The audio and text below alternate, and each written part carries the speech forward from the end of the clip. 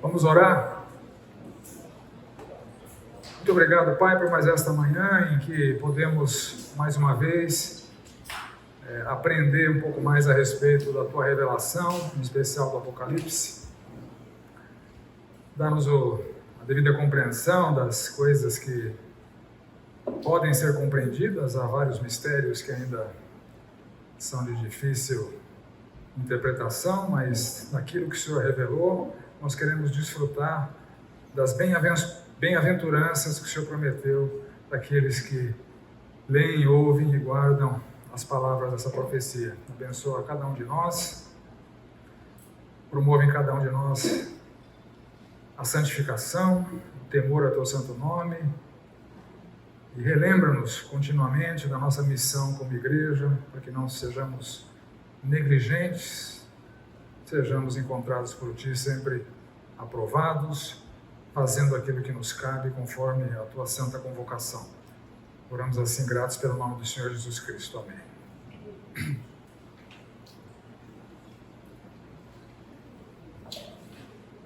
Bom, essa é a nossa quinta aula, né? A aula passada a gente desatou os 4 primeiros selos do livro, na forma de pergaminho. A gente viu que o primeiro selo representava o cavaleiro do cavalo branco, vitorioso. O próprio Apocalipse, como vimos, explica que é o Senhor Jesus Cristo. Ele vai aparecer de novo, né? Mais para frente. O cavalo vermelho, o seu cavaleiro simbolizando a violência. Agora eu ouvi. Simbolizando toda a violência que marcará o período entre a primeira e a segunda vinda de Cristo, a era da igreja, o milênio inaugurado. O cavaleiro do cavalo preto, que traz sua balança e que representa as trevas da desigualdade social, uma marca muito patente desta nossa era e de todas as eras. E o cavaleiro do cavalo amarelo, que nós vimos que representa, simboliza a morte e o inferno, aqueles que não atenderem à convocação da igreja militante a fazerem parte do povo de Deus pela fé no Senhor Jesus Cristo. Hoje, então, vamos ao quinto selo. Jesus abre o quinto selo, vi quando o Cordeiro quebrou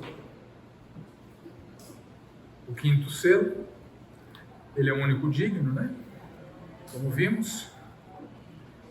E João vê os mártires da igreja, os mártires que foram mencionados ali em Tiatira, em Esmirna, e os mártires que serão produzidos ao longo de toda a militância da igreja nesse mundo caído e influenciado pelas hostes malignas, né? Esses mártires clamam por justiça, eles clamam para que seus inimigos que os martirizaram sejam punidos, eles recebem vestes brancas, simbolizando, representando a sua pureza, não que eles conquistaram, mas a pureza que o Senhor Jesus Cristo imputou neles. E o verso 10 fala que há um número de mártires a ser alcançado até que aconteça a vingança final. Então o Senhor Jesus não vai voltar, o cataclismo final não vai acontecer, o juízo final não vai acontecer, até que um certo número de mártires seja alcançado, e como a gente vai ver um pouco mais para frente, até que um certo número de crentes chegam alcançados. E que número é esse? A gente não sabe. Como o Senhor Jesus explicou no sermão profético, é justamente por não saber o dia e a hora, conforme Mateus 25:13, que a gente precisa ficar vigilante. Em Mateus 24:36, o Senhor disse que a respeito daquele dia e hora, ninguém sabe, nem um anjo, nem o próprio Filho sabia, enquanto encarnado. Mas há um número conhecido por Deus que vai ser alcançado, tanto de mártires quanto de santos, para que o final venha. E entre as duas vindas, a igreja será perseguida, muito mais mártires perderão a vida, né? A esses mártires é dito que vocês vão receber mais gente aí que está perdendo a vida por conta do Senhor Jesus Cristo. Aí Jesus abre o sexto selo e é o cataclisma final. O cataclisma final é anunciado conforme também o Novo Testamento fala em vários textos, né? Como, por exemplo, eu vou lembrar um deles somente aqui, 2 Pedro 3,10, né, que associa o dia do Senhor ao cataclisma final. Pedro fala o seguinte: virá entretanto como ladrão o dia do Senhor. A respeito daquele dia e hora, ninguém sabe. No qual os céus passarão em estrepioso estrondo, os elementos se desfarão abrasados, também a terra e as obras que nela existem serão atingidas, visto que todas as coisas hão de ser assim desfeitas. Deveis ser tais como os que vivem em santo procedimento e piedade, esperando e apressando a vinda do dia de Deus, por causa do qual os céus incendiados serão desfeitos e os elementos abrasados se derreterão. Então é o cataclisma final, anunciado no Apocalipse, reforçado pelo Novo Testamento. O Senhor Jesus fala dele também no sermão profético. Então esse cataclisma ele é paralelo à sétima taça, né? Então o sexto selo aqui é paralelo à sétima taça, que está no capítulo 16, versos 17 e 21, onde o cataclismo também é anunciado. Então aqui é dito de grande terremoto, o sol fica negro, ou seja, se apaga, perde seu brilho, né? A lua é incendiada, né? Parece sangue, as estrelas caem, então o cataclisma vai afetar todo o universo, todas as galáxias, muitos meteoros vão atingir a Terra. Os céus recolhem-se, né? Ou seja, o cataclisma será uma coisa desta criação, porque é dito que haverá novos céus e nova terra. Essa criação vai ser destruída, vai passar, vai ser aniquilada, e Deus providenciará uma nova criação, novos céus, nova terra, a nova cidade santa, onde os santos habitarão, né? Todos os montes e ilhas serão movidos, ou seja, o abalo será global e a destruição, a catástrofe, a calamidade será generalizada, né? E o texto menciona 7 categorias, de novo, né, número 7. 7 categorias da humanidade que é igualmente afetada pela destruição, pelo cataclisma, e não tem distinção entre eles, né?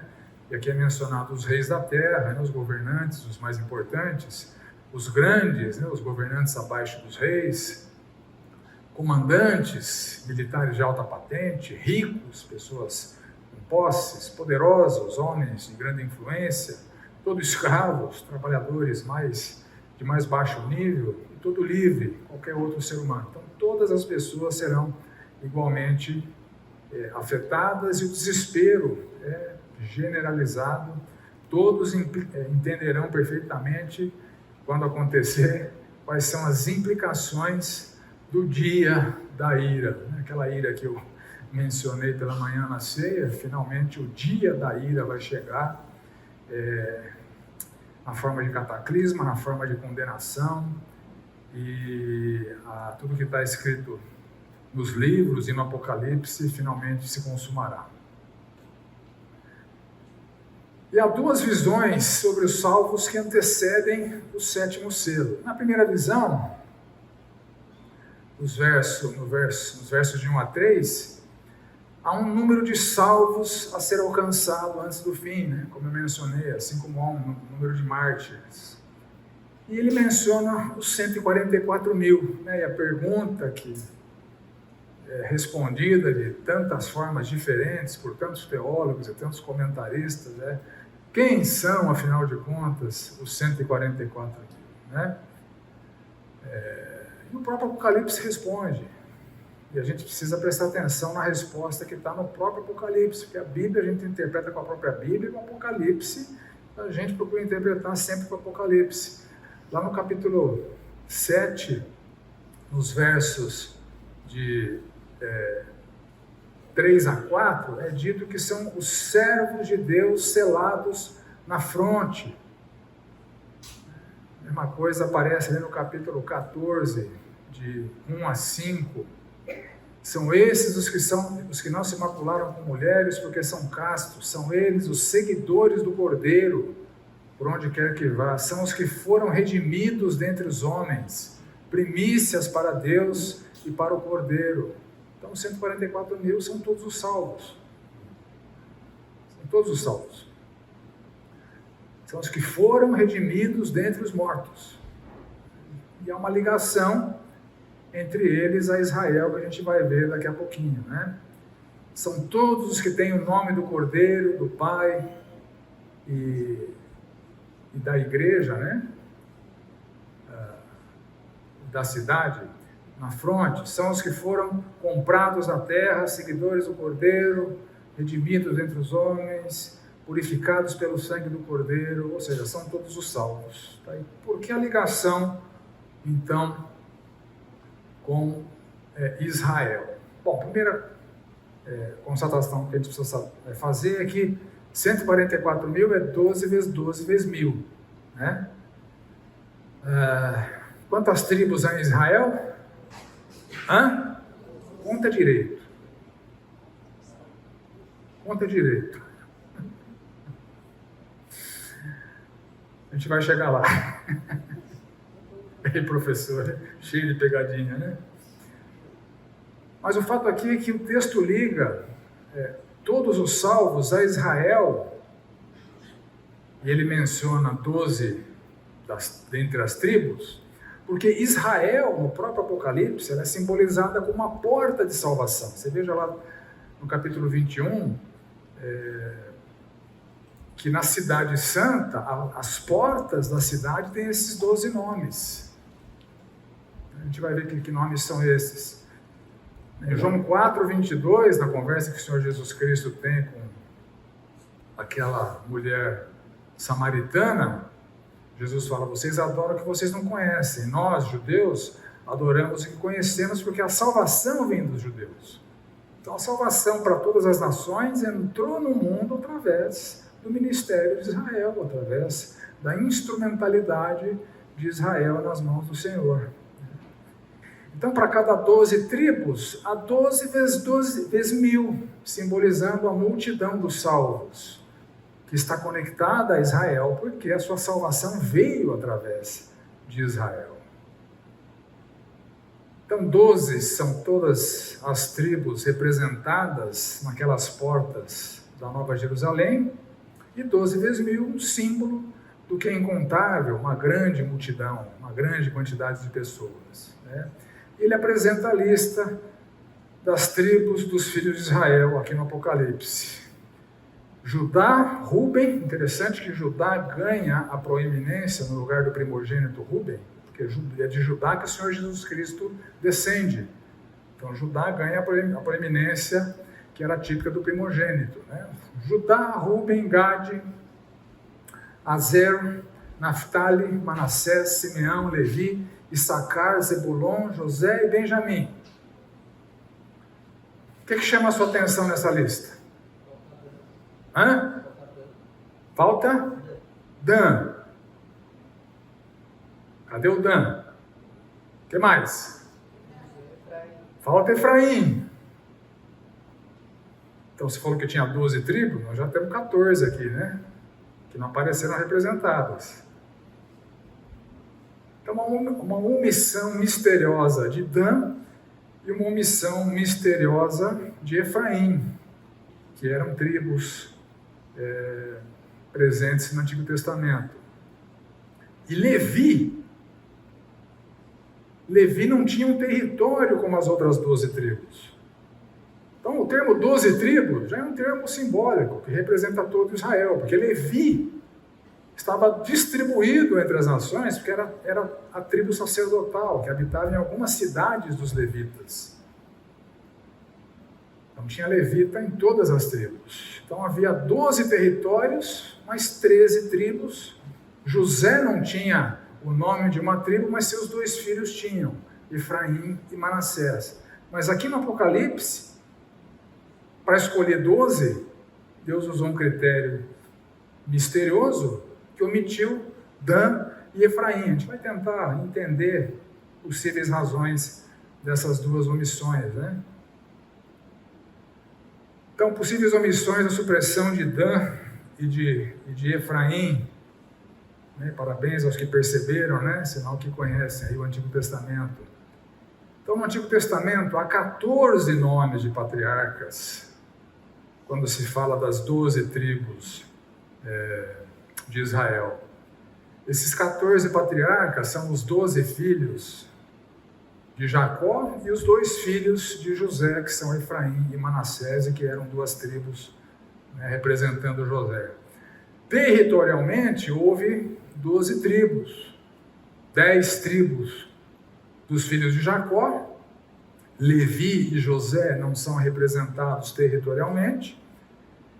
José é representado indiretamente através dos seus 2 filhos, Efraim e Manassés. Então, as tribos territoriais eram 12. 10 filhos de José, 10 filhos de Jacó, 2 filhos de José. Então, o termo 12 tribos de Israel carrega, na verdade, 14 nomes. Percebe isso? Então, 12 tribos é uma referência genérica a Israel, porque não são 12. São 14 nomes envolvidos. 12 tem territórios dos filhos de Jacó. Um não tem territórios, levitas esparramados, né, com cidades levitas, porque era a tribo sacerdotal. E José representado por 2 patriarcas, né, Efraim e Manassés, que tinham territórios. Então o termo 12 tribos é uma representação para toda a nação de Israel. As 12 tribos, é toda a nação. Mas há 14 nomes envolvidos aqui, quando se fala em 12 tribos. Mesmo quando você pensa nas 12 tribos territoriais, há 13 tribos habitando nos 12 territórios. Tá? Então, para citar 12 nomes, para Deus nomear as 12 portas da cidade, ele teve que suprimir 2.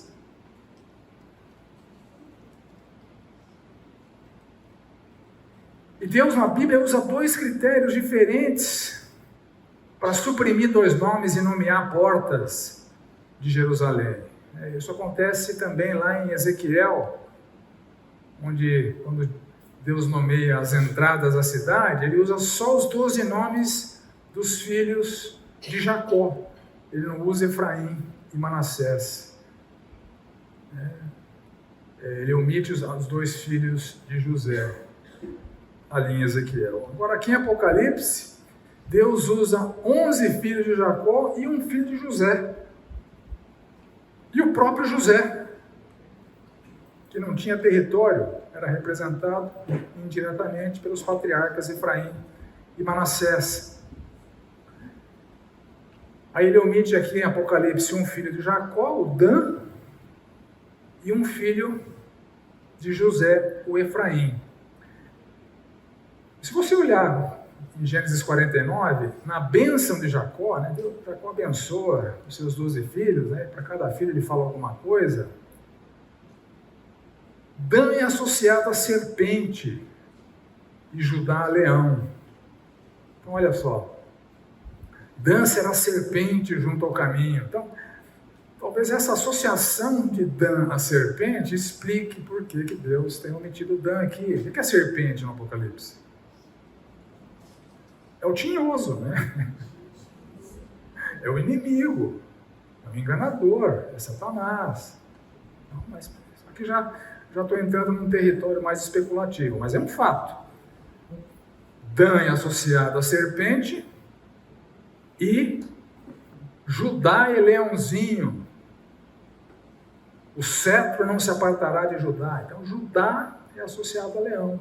Então, talvez isso explique a omissão de Dan.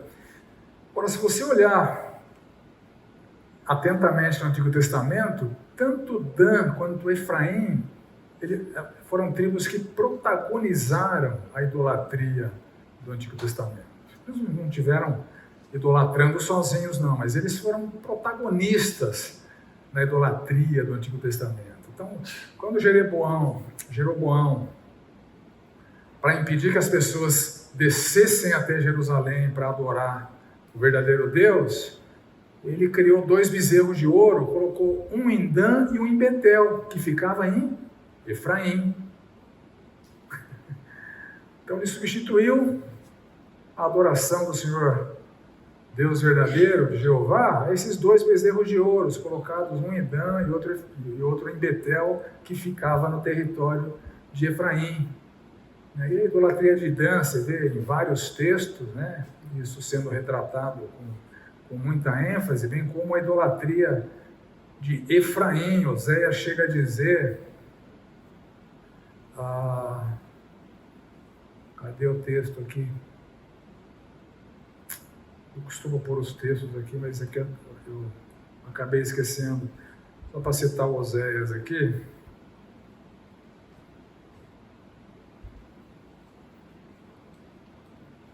Oséias 4, 16 e 17. Como vaca rebelde se rebelou Israel. Será que o Senhor apacenta? Será que o Senhor o apacenta como um cordeiro em vasta campina? Efraim está entregue aos ídolos. É deixá-lo. Tipo, larga a mão de Efraim. Né? Tipo, Efraim não tem solução. Né? Enfim, talvez essas manifestações de protagonismo na idolatria do Antigo Testamento motivou Deus, o Senhor Jesus, a omitirem Dan e Efraim da relação simbólica ali das 12 tribos que aparecem no Apocalipse, que é diferente de qualquer relação de 12 tribos que você encontra no Antigo Testamento. A de Apocalipse é singular. Isso tudo aponta para favoravelmente ao argumento do simbolismo das 12 tribos, né? Então a lista do Apocalipse é incompleta, tem que ser, porque são 14 nomes, teria que escolher 12, Deus usou um critério, né? Desconhecido, né? Tudo que eu falei são conjecturas. A identidade tribal, isso é importante que se diga, né? A identidade tribal se perdeu com o tempo. Né? Onde ficava Simeão, por exemplo? Você lembra?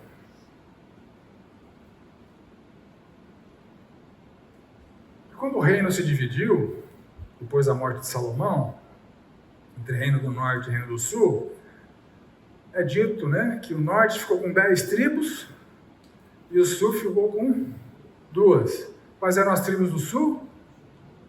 Judá e Benjamim. Mas eram 13 tribos. Simeão ficava no Sul, ficava abaixo de Judá. Simeão não fez parte do Reino do Norte. Mas Simeão nunca é mencionado como fazendo parte do Reino do Sul, porque perdeu a identidade tribal. Então o Reino do Sul era formado por Judá, Benjamim e Simeão, que acabou se misturando com Judá e Benjamim. Eles não tinham mais identidade tribal. Isso já em 931 a.C. Nos tempos do rei Asa, 911 a.C., Judá já absorvia pessoas de outras tribos. É dito ali em 2 Crônicas que congregou todo Judá e Benjamim e também os de Efraim, Manassés e Simeão, que moravam no seu meio. Então Simeão toda, que era no sul, já estava absorvida por Judá, e pessoas que não assimilaram a idolatria sempre caracterizada pelo Reino do Norte, implementada por Jeroboão, migraram para o Reino do Sul para adorar Jeová. E acabaram vivendo ali no meio de Judá e Benjamim. Em 722, com o exílio assírio, as tribos do norte, os remanescentes da tribo do norte, foram retirados dali, acabaram se miscigenando com outros povos. Aquelas 10 tribos perderam a sua identidade tribal. Quando Jesus conversa com a mulher samaritana, que era de um povo oriundo dessa miscigenação com outros povos, é interessante que a mulher samaritana, ela se refere a Jacó como nosso pai.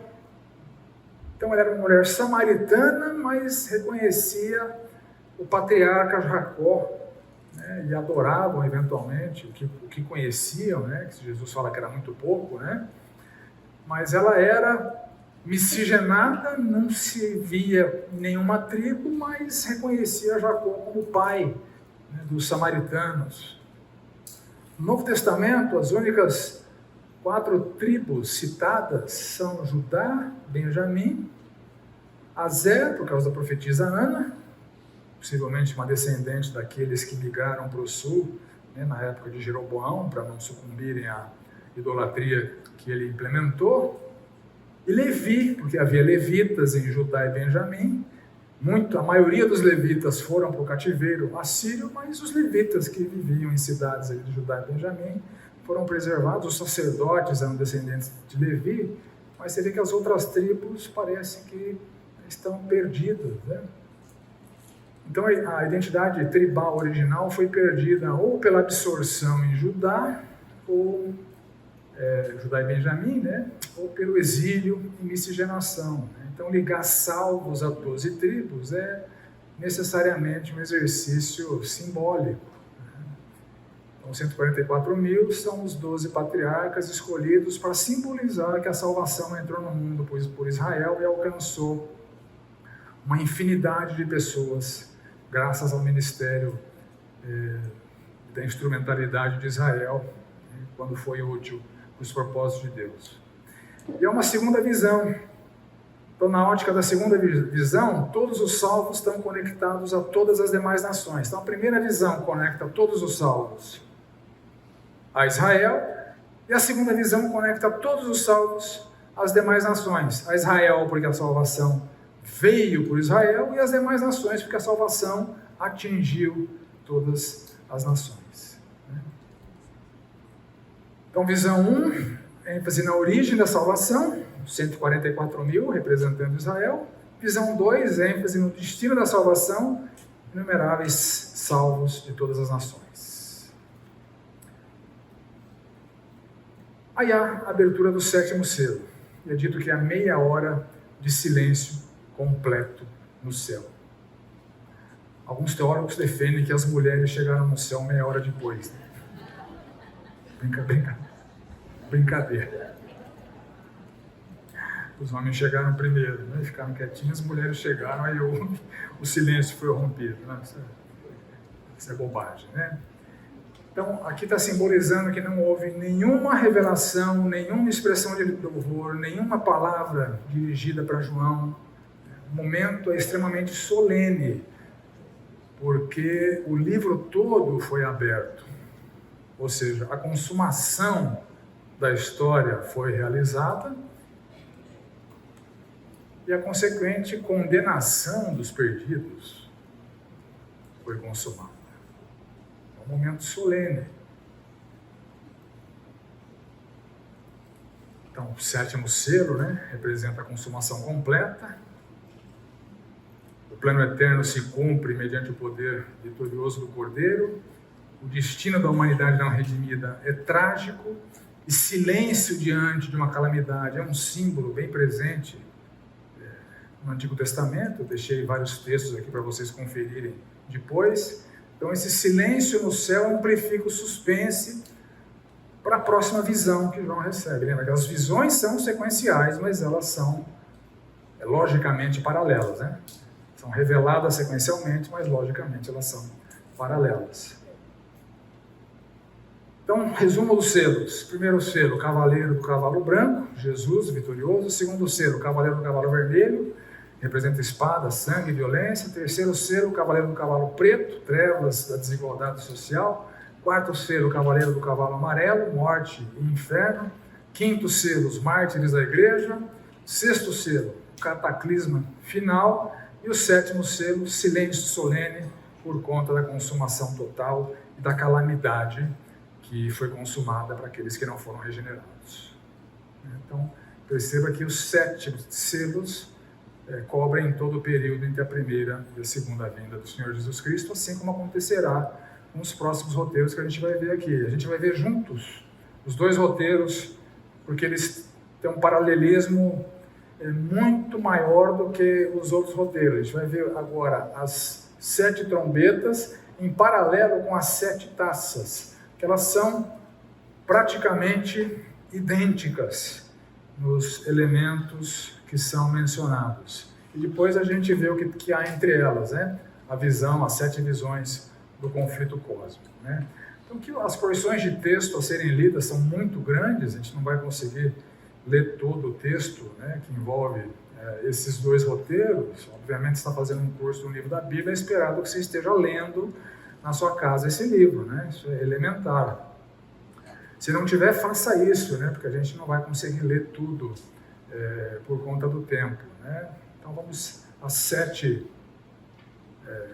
trombetas, cuja ênfase são advertências para o mundo através de calamidades, e as 7 taças, cuja ênfase é punição para o mundo através de calamidades, né? Trombetas advertem, taças punem.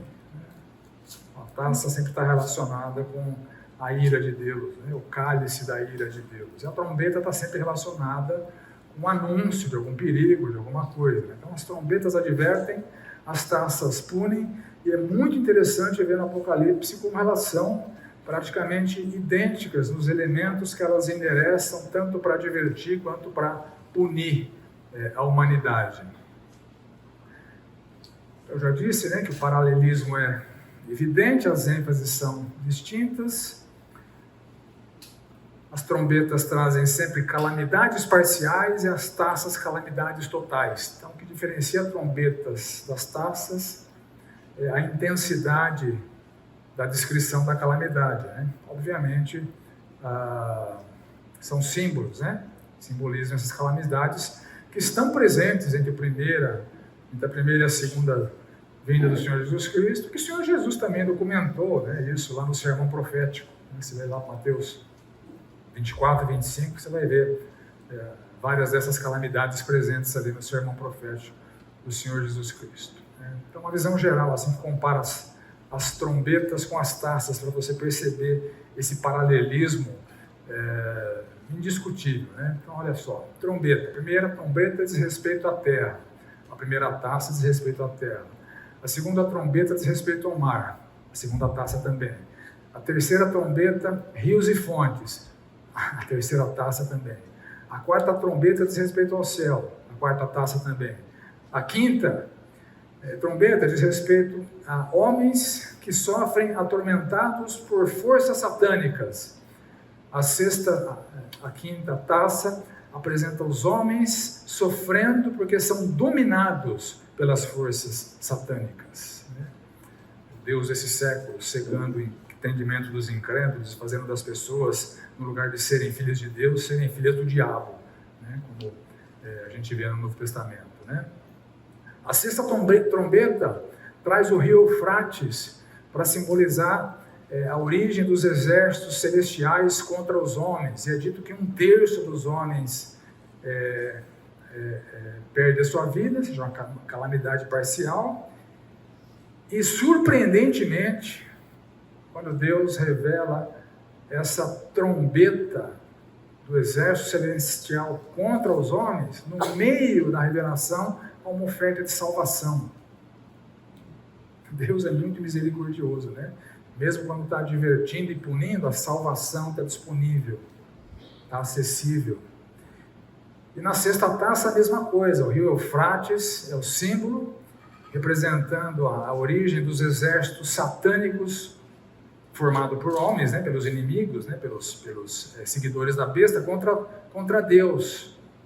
E ali a calamidade é total, mas no meio da sexta taça, surpreendentemente, há a menção do recebimento da salvação por muitas pessoas. E na sétima trombeta, relâmpagos, vozes, trovões, terremoto e o reino eterno de Cristo, a sétima trombeta também, relâmpagos, vozes, a sétima taça, né? Relâmpagos, vozes, trovões, terremoto e o cataclisma final. Então o paralelismo é muito claro, é por isso que a gente vai ver junto, né? Porque são os mesmos sinais, né? Bom, 7 anjos, há uma preparação para as trombetas, né? 7 anjos recebem as 7 trombetas, o 8º anjo leva a Deus a oração dos santos, né? Aquelas orações que foram mencionadas ali no 5º selo, oração com muito incenso. Então o clamor por justiça contra perseguidores da igreja chega até Deus, né? E tais orações são agradáveis a Deus, e Deus atende, então, o clamor por justiça.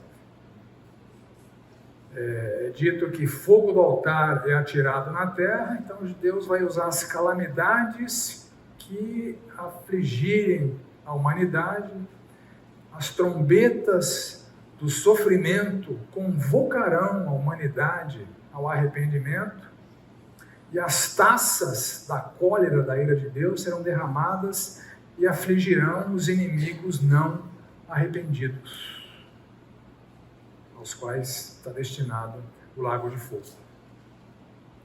Então, a primeira trombeta é a primeira taça. Primeira trombeta.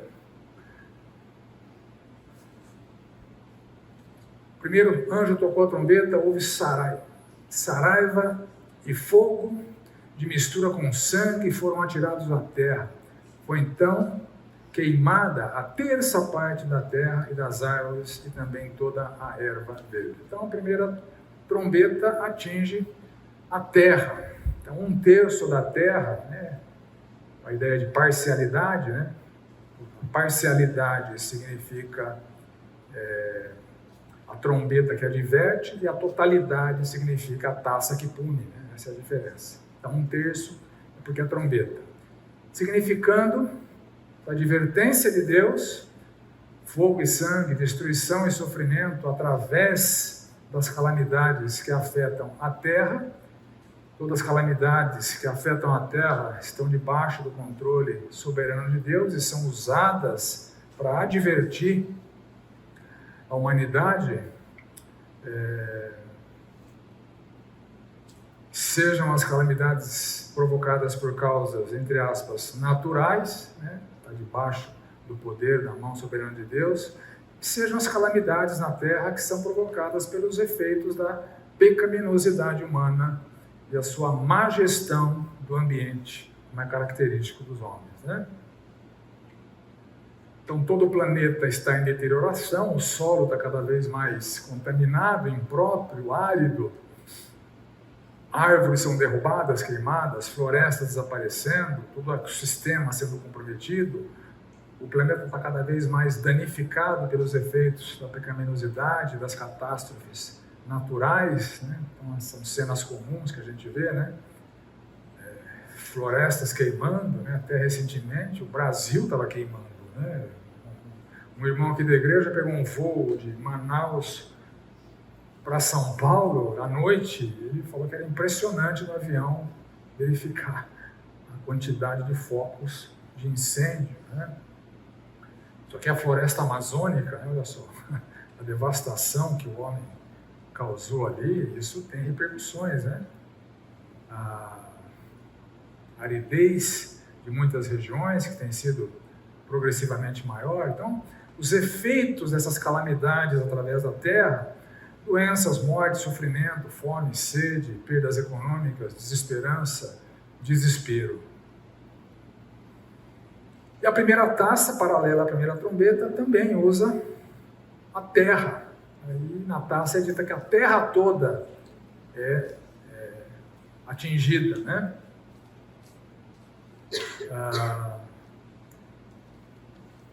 Então, a aflição completa significa, então, a punição de Deus. Então, a aflição aos adoradores, todos os adoradores da besta.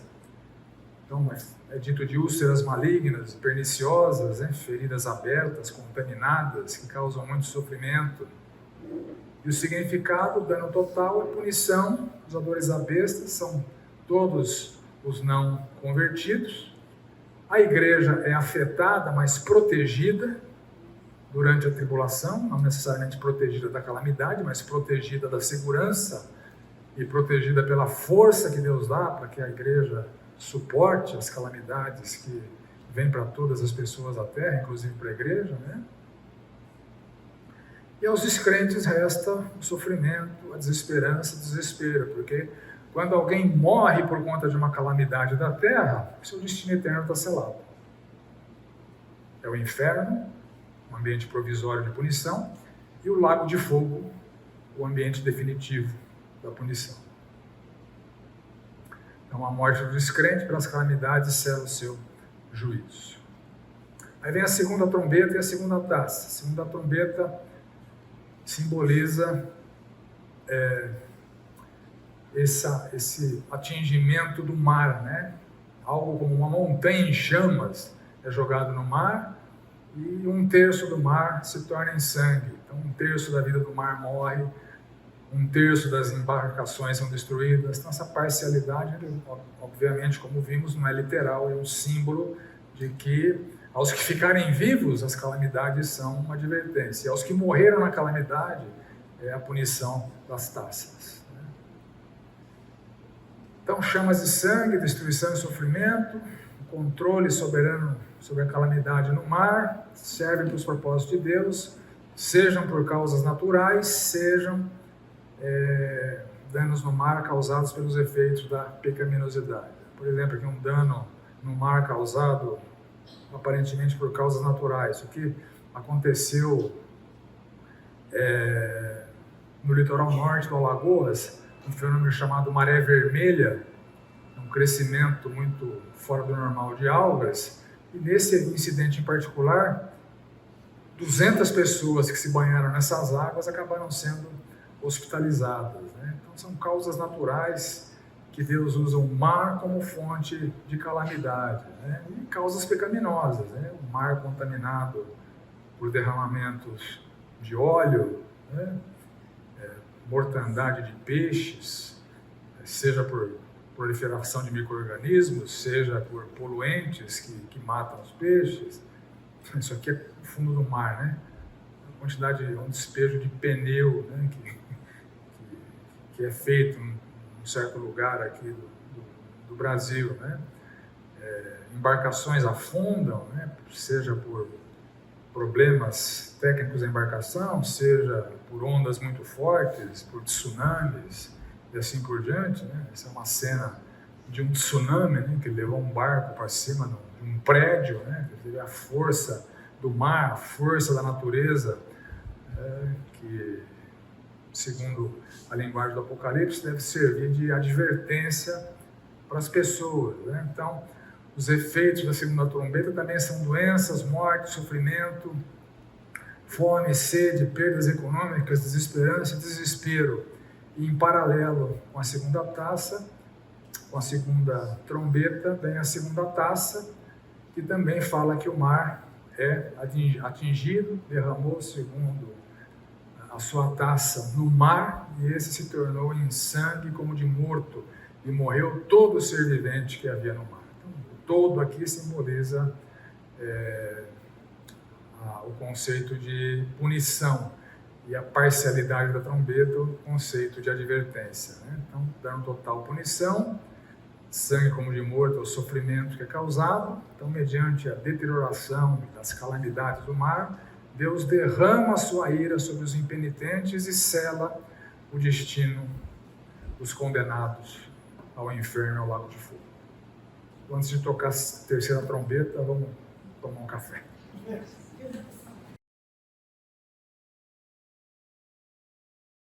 Então, uma grande estrela ardendo como tocha, e 1/3 das águas se tornam amargas, muitos homens morrem. Símbolo, uma grande estrela ardendo como tocha, e cinto, né? Então, a escassez de água é um fato crescente.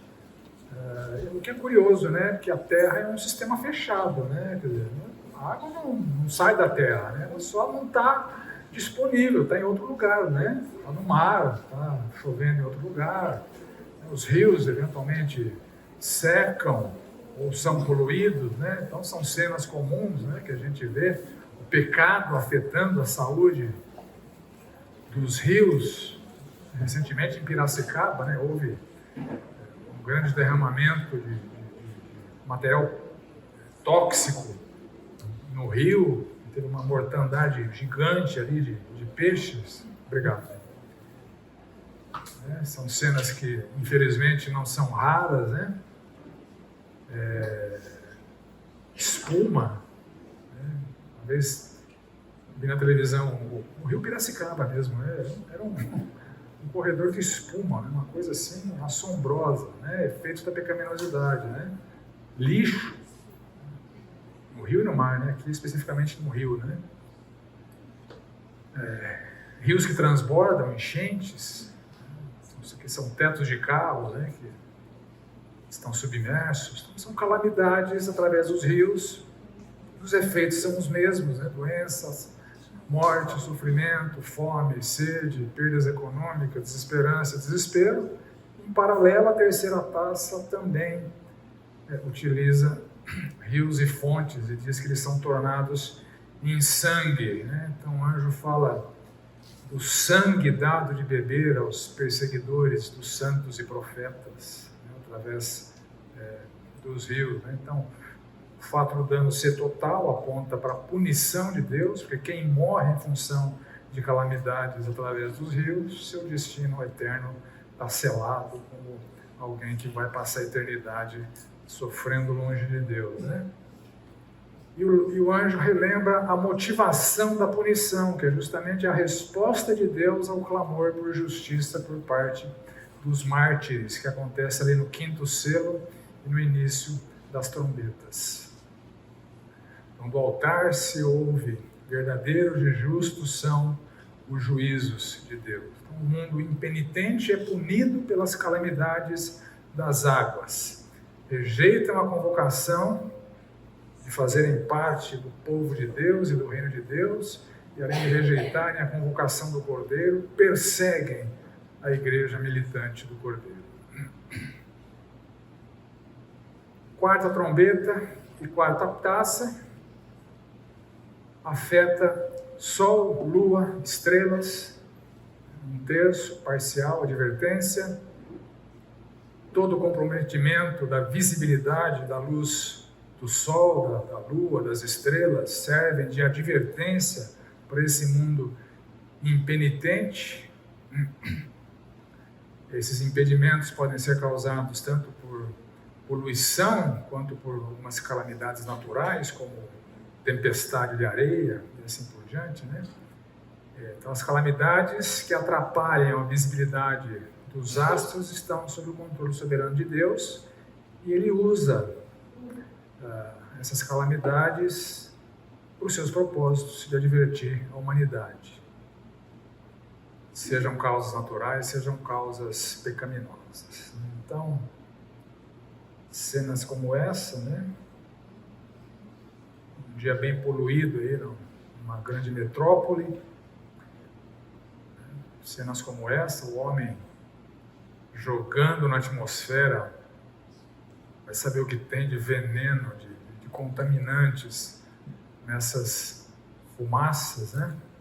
Uma tempestade de areia que corta a luminosidade do Sol, uma erupção vulcânica que lança cinzas, eventualmente voos precisam ser cancelados, porque não se tem visibilidade. E os efeitos dessa poluição e das calamidades naturais, doença, morte, sofrimento, fome, sede, são os mesmos, né? Desesperança, desespero. Em paralelo à quarta trombeta, quarta taça, também diz respeito aos astros aí, né? O Sol queima os homens com fogo, significando uma intensificação, uma potencialização do calor do Sol. Então, a multiplicação dos danos causados pelo Sol é uma punição aos impenitentes, né? E fenômenos como aquecimento global, buracos na camada de ozônio, né, que coloca, a camada de ozônio que foi colocada por Deus como proteção para o planeta, né? O homem conseguiu destruir parte disso, né? E com isso houve o aquecimento global, exemplo de uma geleira em 1900, a foto é do mesmo lugar, né? Primeira foto em 1909, segunda foto em 2024, né? Todo esse gelo derreteu, né? Eventualmente o nível do mar se eleva, cidades sofrem, né? Os Países Baixos lá devem estar desesperados, né? Se o mar subir mais, eles vão, eventualmente, correm o risco até de desaparecer, né? Então isso aqui é o efeito estufa, né? Uma foto do efeito estufa, os gases que impedem a saída da radiação e aquecem o planeta, e, por outro lado, os gases que abrem rombos na camada de ozônio, e o Sol passa a queimar mais. O Sol passa a ser um causador de dano e de sofrimento. Então, as 4 primeiras trombetas e taças afetaram diretamente o meio ambiente. Através dos danos e calamidades no meio ambiente, Deus adverte ou pune a humanidade. Aí, na sequência, há um anúncio dos 3 ais. Então, conforme as 3 últimas trombetas, os 3 ais são: o primeiro ai, os homens sofrem imensamente pelas forças satânicas. O segundo ai, os homens morrem pelos exércitos celestiais, né? O próprio Deus ceifando vidas, a vida está no controle soberano de Deus. E o terceiro ai, o fim da presente era e o início da nova era. Então, quinta trombeta, primeiro ai, há uma estrela caída do céu, que é Satanás, né? Ele tem a chave do poço do abismo, né? E ele usa os demais anjos caídos também para afligir a humanidade. Aparece a figura dos gafanhotos, né, que são destruidores de lavouras, mas esses gafanhotos aqui não são destruidores de lavouras, são destruidores de homens.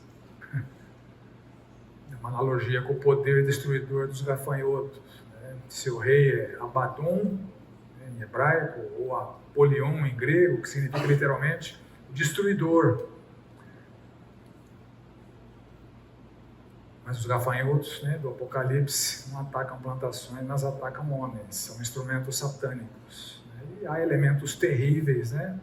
A gente não consegue especificar o significado de cada elemento, mas a ideia é de que são forças satânicas terríveis que estão assolando a humanidade, causando tormento aos não selados por Deus.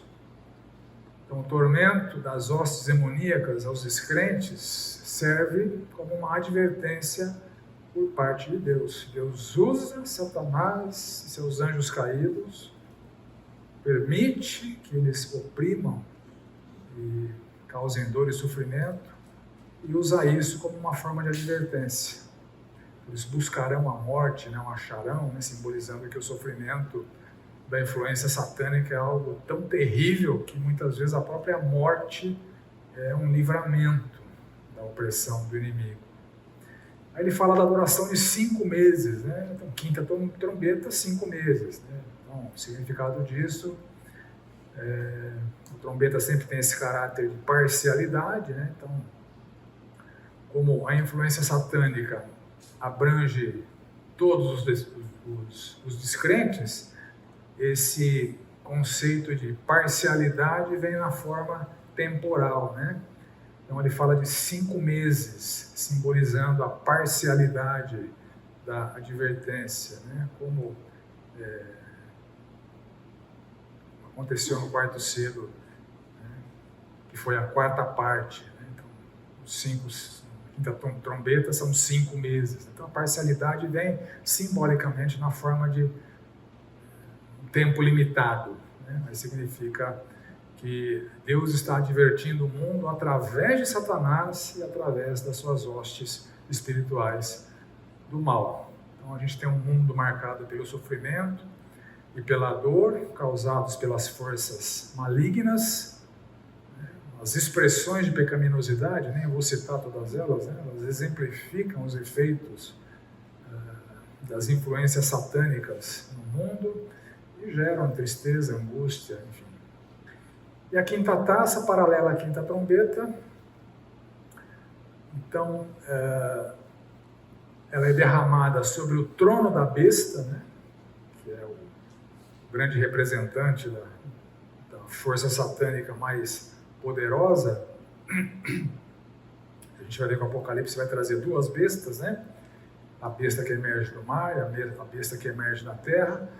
A que vem do mar é chamado de anticristo, né? E a que vem da terra é o falso profeta. Né? Então as hostes malignas, já condenadas e destinadas à perdição eterna, têm a permissão de Deus para atormentar a humanidade. Assim a punição divina alcança os homens que são dominados pelo império das trevas. Lembra de Colossenses? Ele nos libertou do império das trevas e transportou para o reino do Filho. Quem não está no reino, está no império das trevas. Quem não é filho de Deus, é filho do diabo. Né? Então, a opressão ela se manifesta das diversas maneiras. Né? Seja a opressão que se manifesta por religiões equivocadas, seja expressões que se manifestam por influências satânicas que despertam os piores tipos de males e pecados nas pessoas. Né? Então é dito que os homens remordem a língua pela dor, então a dor dessas calamidades demoníacas servem de punição aos impenitentes, e Deus é blasfemado por causa das calamidades das hostes demoníacas. E os punidos não se arrependem, não glorificam a Deus. Sexta trombeta e sexta taça. Então, 4 anjos atados junto ao grande rio Eufrates são soltos. Né? Não são os mesmos 4 anjos ali do Apocalipse capítulo 7, né? Aqueles anjos do Apocalipse 7, eles vão participar lá no final do cataclisma final, quando chegar a hora. Esses 4 anjos são outros anjos. O Eufrates simboliza a origem da disciplina de Deus. Né? Tanto a Síria quanto a Babilônia foram impérios mesopotâmicos, né? Às margens do Eufrates e do Tigre, né? Impérios que se formaram ali naquela região, e que esses próprios impérios, apesar de formados por gentios, iníquos, perversos homens, eles foram, como a gente vê nos relatos bíblicos, instrumentos disciplinadores de Deus ao povo de Deus, Israel, rebelde, idólatra. Deus usou tanto a Síria quanto a Babilônia, que vieram ali do Eufrates, para punir Israel. E é mencionado aqui um exército angelical de 200 milhões de cavaleiros. Né? A ideia de uma força celestial assombrosa e punitiva. Então eles são assustadores, poderosíssimos para causar destruição, segundo as descrições que nós lemos ali, né? E é dito que por meio desses flagelos, o fogo, a fumaça e o enxofre, foi morta a terça parte dos homens. Então esses exércitos angelicais usaram esses símbolos de condenação, e 1/3 é uma referência à parcialidade dos efeitos. Né? Então eles mataram 1/3 dos homens, símbolo de parcialidade, advertência. Então a trombeta, essa sexta trombeta está associada ao cavaleiro do cavalo amarelo, a morte do inferno. Né? Esse é o paralelismo entre a sexta trombeta e aquele selo. A iminência da morte e da condenação é um chamado ao arrependimento. A morte está sempre alcançando as pessoas. Deus está constantemente tirando a vida de pessoas, e com isso a humanidade é advertida de que a morte é iminente, e por conta disso o destino eterno precisa ser considerado, e a mensagem da igreja precisa ser considerada, né? E apesar das advertências da sexta trombeta, né, esses exércitos celestiais ceifando vidas, 1/3 das vidas, a falta de arrependimento é gigantesca, é enorme. É o que a gente vê no mundo, né? A resistência ao Evangelho está cada vez maior. E há um surpreendente esforço pela salvação durante essa sexta trombeta que ceifa vidas através dos exércitos celestiais. Está mencionado ali um livrinho branco e as duas testemunhas. Então, simultaneamente, as advertências pelas trombetas celestiais que ceifam vidas, o Evangelho e a igreja evangelizadora estão presentes. Então, o livrinho é o Evangelho e as duas testemunhas é a própria igreja. Então, mencionado um poderoso anjo com um livrinho, né? Ele gritou e 7 trovões falaram. João não pôde registrar esses mistérios dos 7 trovões. Isso simboliza que a gente não conhece tudo a respeito de Deus, né? Há mistérios que não foram revelados, mas o anjo anuncia que os mistérios que foram revelados, os mistérios proféticos, eles vão se consumar. E é anunciado que João tem mais mistérios para documentar, porque eles estão sendo revelados, que é o próprio livro do Apocalipse. Então o livrinho ele é apresentado como algo doce e amargo. João tem que comer aquele livrinho, né? Quando ele come, na boca ele sente um gosto doce e o estômago um gosto amargo. Então o contraste entre doce e amargo simboliza o Evangelho da verdade. Ele é doce para quem entende e crê no Senhor Jesus, traz salvação, mas é amargo para quem rejeita, não crê no Senhor Jesus, porque ele traz condenação. O mesmo Evangelho é instrumento de dulçor e amargor, depende da reação de quem recebe a boa notícia. Ele traz tanto salvação quanto condenação. Então a João é dada uma ordem de medir o templo, o altar e os adoradores, e não medir o pátio dos gentios. Na estrutura do templo você tinha o lugar dos judeus, né? E o pátio que era reservado aos gentios. Então aqui João tinha que medir o templo, o altar e os adoradores que estão adorando a Deus, mas não medir o pátio dos gentios. Então o simbolismo aqui parece que remete, os que são medidos são aqueles conhecidos por Deus, né? Os adoradores, e os que por serem adoradores de Deus, por serem conhecidos por Deus, eles serão perseguidos pelas nações, né? Simbolizada pelo pátio dos gentios, que não é medido, e que as pessoas não são conhecidas por Deus. E o conhecimento aqui no simbolismo é um relacionamento com Deus, né? Deus conhece os seus, né? Deus se relaciona intimamente com os seus. E é dito que haverá 42 meses de perseguição, né? Mais um simbolismo numérico do Apocalipse, né? 6 vezes 7, né? O imperfeito vezes a multiplicação do imperfeito com o perfeito, né? E esse símbolo ele vai aparecer de outras maneiras, né? 42 meses é igual a 1260 dias, que é a mesma simbologia que aparece tanto aqui em 11:3 como lá no 12:6, ou um tempo, 2 tempos e metade de um tempo, né? 3 tempos e meio. 3,5 é metade de 7, né? Então a duração incerta, não revelada, né? Se 7 é o completo, 3,5 é o parcial, mas desconhecido.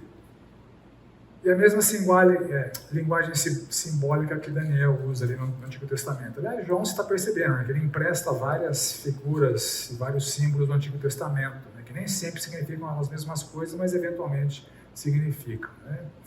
E as duas testemunhas, duas testemunhas na Bíblia sempre tem esse simbolismo associado à verdade. Então, conforme a lei, elas são uma garantia de verdade. Em João 8,17 a gente lê o seguinte: também na vossa lei está escrito que o testemunho de duas pessoas é verdadeiro. Então esse é o símbolo. As duas testemunhas significam a verdade. E eles estão vestidos de pano de saco, que simboliza luto, né? Você vê esse simbolismo presente no Antigo Testamento. E permanecerá na morte todos aqueles que não crerem no testemunho das duas testemunhas. Eles permanecerão na morte. Essas duas testemunhas estão associadas a dois símbolos, né? Duas oliveiras e dois candeeiros. A oliveira remete ao óleo da unção do Espírito que a igreja tem. A igreja é ungida e capacitada pelo Espírito Santo. E a igreja é um candeeiro, né? Ela é luz para o mundo em trevas. Então, essa é a associação das testemunhas da igreja, né? Com esses dois outros símbolos, oliveira e candeeiro, né?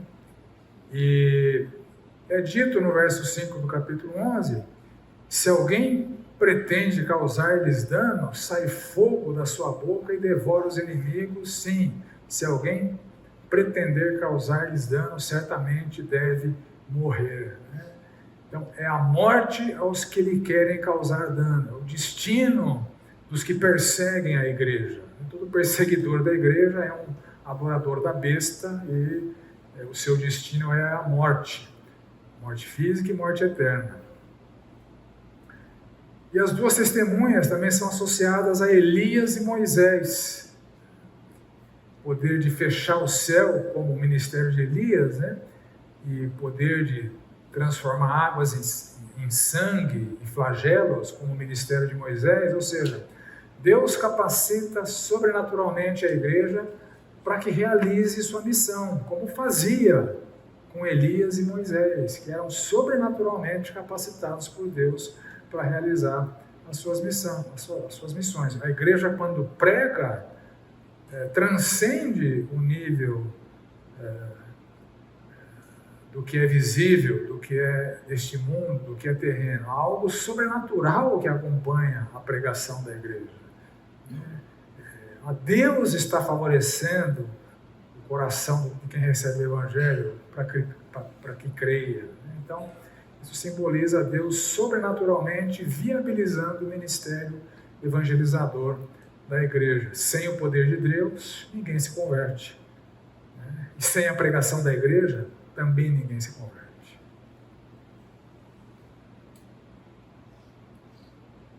Então a igreja é transformada em sal e luz, poder do seu testemunho. Ela é capacitada com dons espirituais, com convencimento do Espírito, ela tem o poder da oração e assim por diante. São elementos sobrenaturais, capacitadores da igreja militante, da mesma forma como Deus sobrenaturalmente capacitou esses dois instrumentos do passado, Elias e Moisés. E aqui é anunciado que as duas testemunhas vão morrer. A morte das duas testemunhas. O que será que significa a morte da igreja? As forças satânicas levarão, ocasionalmente, oportunamente, a igreja à morte. Chegará um tempo em que toda a igreja da face da terra vai ser como Sardes. Uma igreja morta.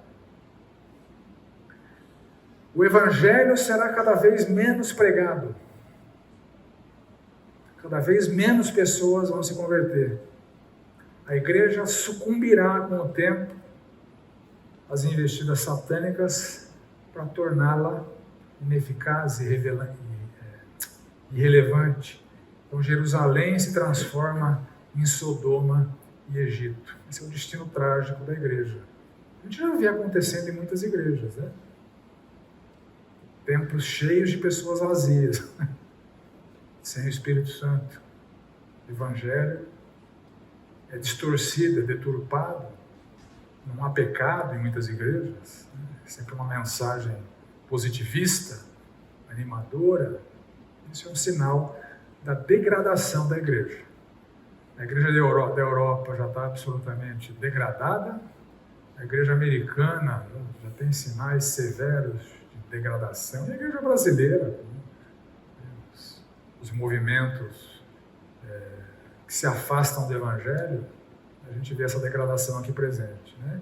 Uma igreja cada vez mais permeada pelo mundanismo, pela negligência à sã doutrina, pela deturpação do evangelho. A boa notícia não é mais a morte expiatória de Jesus Cristo, a boa notícia é que Deus é o gênio da lâmpada mágica, né?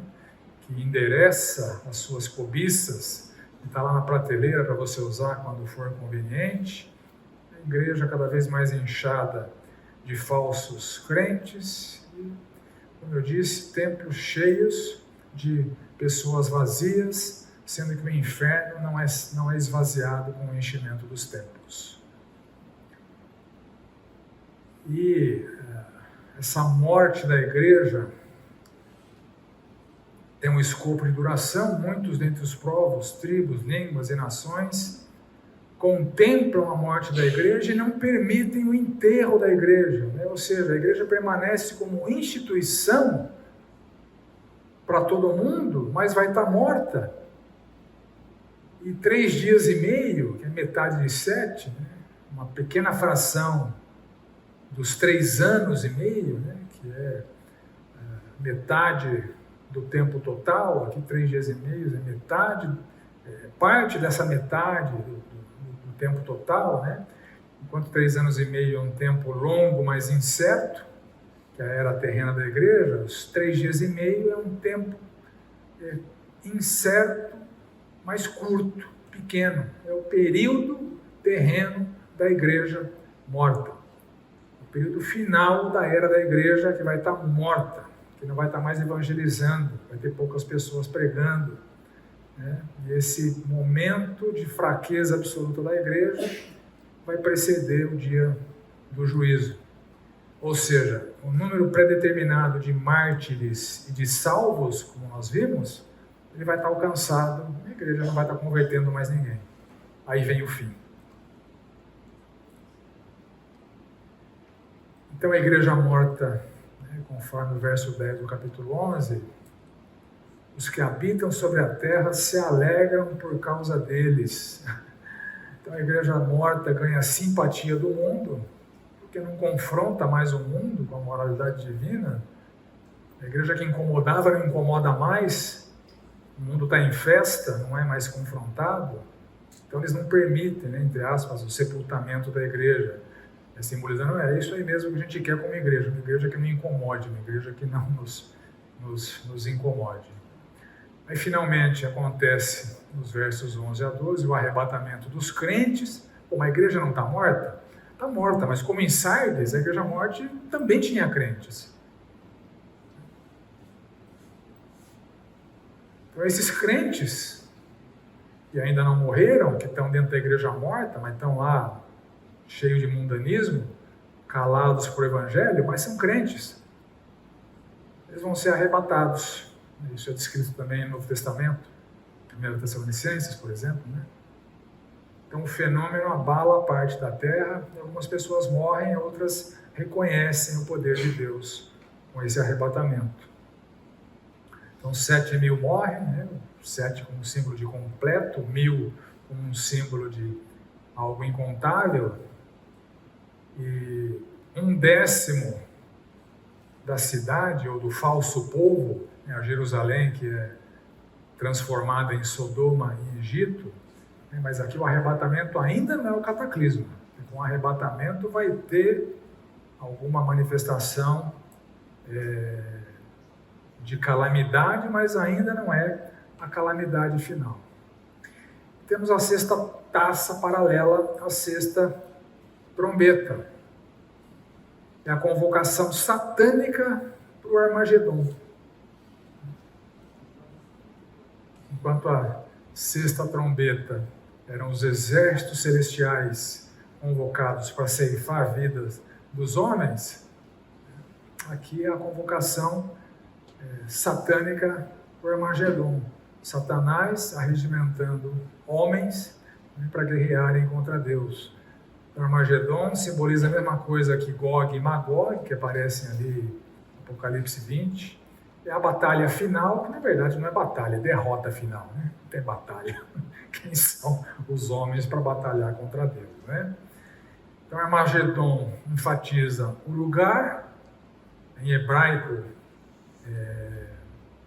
significa o monte Megido, né? O rei Josias, né? Eu chamo aqui de impressionante rei Josias, um cara sem berço, muito novo, se tornou rei, né? E promoveu um reavivamento nacional. Ele foi assassinado justamente ali no Monte Megido.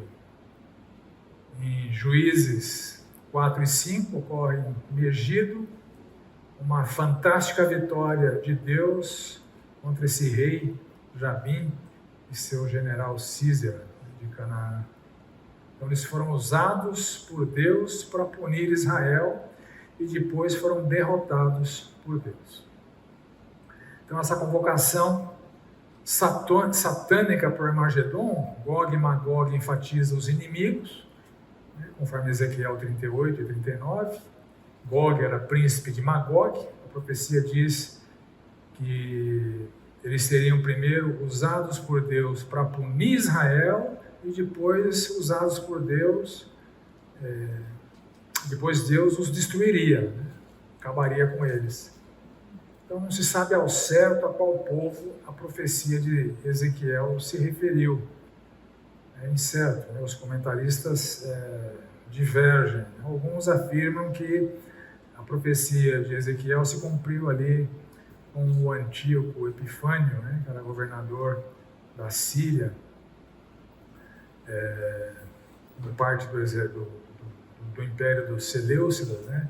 Que em 167 conquistou Jerusalém para promover a helenização do mundo. Então, a destruição dessa batalha final, que está representada ali em 19, Apocalipse 19, a partir do verso 19 até o verso 21, enfatiza justamente o Senhor Jesus Cristo como o grande vitorioso, que vem montado no seu cavalo branco, como anunciado lá nos selos, né? No seu exército angelical. Ele lança a besta, o falso profeta, no lago de fogo. Ele mata os adoradores da besta com a espada da sua boca. Então, tanto Armagedon no lugar, quanto Gog e Magog, as forças inimigas, quanto a batalha final, simbolizam o mesmo desfecho, ou seja, a batalha final destaca a vitória de Cristo. Então, a batalha final é, na verdade, a derrota final de Satanás, das suas hostes malignas, das forças satânicas que a gente vai ver no próximo roteiro. Todos eles são derrotados. Então, Armagedon, Gog e Magog usam símbolos do Antigo Testamento para descrever as forças inimigas que atacam o povo de Deus e que estão, posteriormente, na batalha final, ou na derrota final, destruídas por Deus. Então, simbolizam os homens, os inimigos de Deus, os opositores da convocação que a igreja faz para que façam parte do seu reino. Ao mesmo tempo que eles resistem à convocação da igreja, eles perseguem a igreja, que vai estar viva, né, na terra, e serão consumidos pelo fogo do céu no dia do juízo. Então, a sexta taça também menciona o rio Eufrates como origem da destruição. Os exércitos celestiais são convocados pelas trombetas como sinal de advertência, e também simboliza que os exércitos humanos, né, também vêm ali da região de Eufrates, e serão todos destruídos pela punição da sexta taça. Então, dragão, Satanás, a besta, poder satânico opositor, o falso profeta, simbolizando as falsas religiões, são as forças espirituais né, dessa aglutinação dos homens contra o Cordeiro e seu povo na era da igreja. Seu poder de convencimento e enganação será potencializado durante o período que a igreja está morta. A igreja morta significa que há menos resistência para as forças satânicas se manifestarem. Então, ocorre a soltura de Satanás, né? Após os 1000 anos, a gente vai ver o que significa isso em Apocalipse 20. Né? Então, durante toda a era da igreja, Satanás mantém seu domínio, mantém sob seu domínio todos aqueles que são classificados como inimigos de Deus porque não creem no Cordeiro. Satanás é conhecedor da sua derrota, ele se empenha por levar consigo o maior número possível de pessoas para o lago de fogo. O mistério da igreja desfalca, o ministério da igreja desfalca esse império satânico. Com a morte da igreja, seu poder de influência fica muito forte, praticamente inabalável. Então, não tem oração por conversão, não se prega o evangelho, sem a pregação não há o convencimento do Espírito, e assim por diante, e as nações são enganadas. E oportunamente os inimigos de Deus serão derrotados no juízo final. E mesmo, só terminando aqui, assim como aconteceu durante a sexta trombeta, no meio aqui da sexta taça há uma surpreendente constatação de consumação da salvação. Então, uma bem-aventurança, 16:15, eis que venho como ladrão, bem-aventurado aquele que vigia e guarda as suas vestes para que não ande nu e não veja a sua vergonha. Então, há salvação, há pessoas salvas, mesmo dentro da igreja morta. Então, em paralelo com o esforço evangelístico anunciado na sexta trombeta, há a bem-aventurança dos convertidos durante a sexta taça. Então, a salvação sempre está disponível a todos. Deus nunca negará a salvação, mesmo que seja aos seus inimigos. Paramos por aqui, semana que vem a gente termina com a sétima trombeta e a sétima taça. Bom, vamos orar. Quem tiver dúvida, eu estou à disposição aqui. Vê que o texto coberto foi bem longo, né? Então tenha o hábito de ler em casa previamente, porque é muito texto, não dá tempo para ler tudo aqui, tá bom? Oremos. Senhor amado, muito obrigado pela revelação dessas verdades muitas vezes dramáticas, que devem nos remeter à obediência e à militância como partes da tua Santa Igreja. Que o Senhor use esta igreja em particular, as pessoas dessa igreja em particular, da maneira poderosa como o Senhor usou Moisés, Elias, e que através de nós muitas pessoas sejam resgatadas desse império das trevas e vem ganhando força na medida que a tua igreja vem enfraquecendo. Nós clamamos por nós, clamamos pela nossa fidelidade, clamamos para que o Senhor nos abençoe, nos capacite, nos fortaleça, mesmo diante das calamidades e catástrofes que acabam nos atingindo, porque fazemos parte desse mundo caído e condenado. Mas que o Senhor, mesmo em meio a eventuais sofrimentos, nos fortaleça, nos dê a visão escatológica de que a vitória é certa, de que o nosso futuro está garantido pelo sangue precioso do nosso Senhor Jesus Cristo. Em nome dele nós oramos. Amém. Bom domingo, gente. Deus abençoe.